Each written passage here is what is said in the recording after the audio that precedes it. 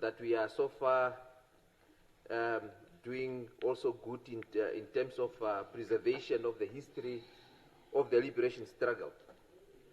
However, I think we need to do something on the preservation of the history as well, because I don't believe the programs that the ministry have in place in terms of, erecting monument for the veterans of the liberation struggle can easily pass on the history to the generations to come. 21 million allocated for lump sum. Yeah, on page 363. There's also an amount of money. There's actually zero for research and documentation. I just realized, I thought it was when I was looking at the other board.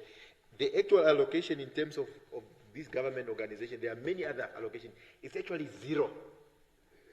So they are not planning to do anything on research or documenting anybody or anything. It's zero in terms of what we are seeing here. So this is a big problem. To Oshikoto region, for example, while we still have those seniors that still remember the horrible times of apartheid, we should go there and ask them about all those unknown graves of the plane fighters while they are still there, so that we can bring them at least at one place. In Oshikoto, we don't have a shrine for the plant fighters like we have in Enana or like we have in Omsati at Omuru.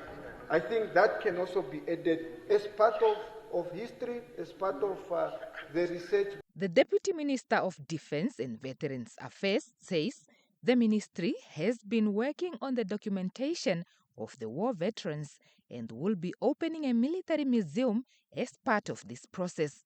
History is told by the one who writes it. You see, there is history, and then there's politics of history, and then there's political history.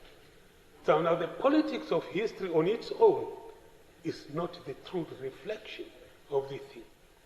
And I think we ran into a problem, and we keep running into a problem as a country, because we give these assignments to write history to academics who want to do research on some books written by some Americans and all. There's no correlation.